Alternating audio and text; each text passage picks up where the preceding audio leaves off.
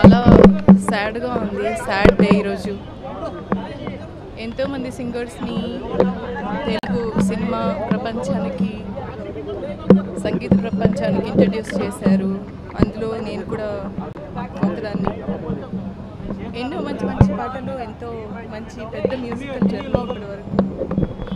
ఆయన ఒక 80 సినిమాలు చేస్తుంటే దాదాపు 65 సినిమాల్లో నేను పాటలు పాడాను ఆయనకి. మంచి హ్యుమానిటీ, మానవత్వం అన్నీ ఉన్న మనిషి. ఎప్పుడూ కూడా జనాల్లో ఉండడానికి ఇష్టపడేవాళ్ళు. తన చుట్టూ ఎప్పుడూ ఎంతోమంది ఫ్రెండ్స్, అందరినీ ఎంకరేజ్ చేస్తూ, అందరికీ పనిస్తూ, ఎంతోమందిని తన చుట్టూ చాలా పెద్ద ప్రపంచాన్ని ఏర్పరచుకున్న వ్యక్తి.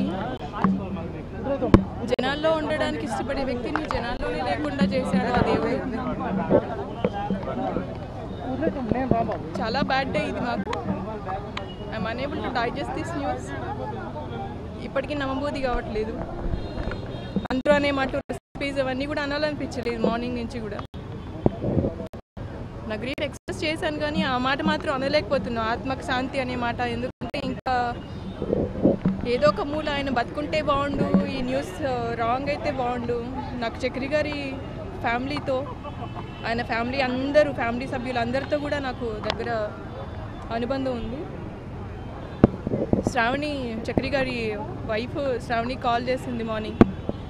అనుకున్నాను ఎప్పుడు ప్రోగ్రామ్స్ కోసం కాల్ చేస్తారు మార్నింగ్ టైంలో. శ్రావణి నెంబర్ అయినా చక్రి గారి నెంబర్ అయినా కాల్ వచ్చింది అంటే ఏదో ఒక షో గురించి మాట్లాడతారు అని అనుకున్నాను.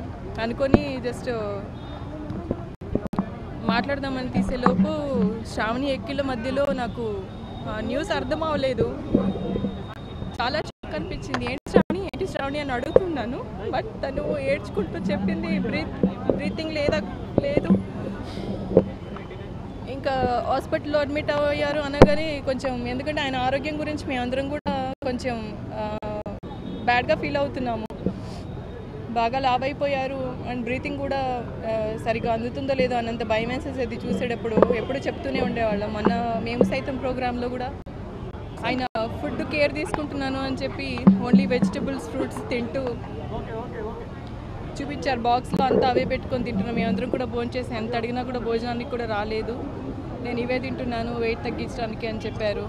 కానీ ఆయన సక్సెస్ఫుల్గా ఆయన ఇష్టమైన కార్యక్రమాలు చేసే లోపలే భగవంతుడు ఇలా తీసుకెళ్ళిపోవడం చాలా అన్యాయం, చాలా బాధగా ఉంది.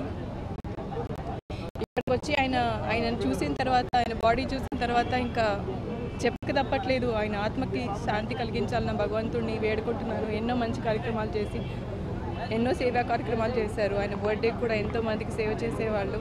సో అంత మంచి మనిషి అందరి హృదయాల్లో ఎప్పటికీ నిలిచి ఉంటారు.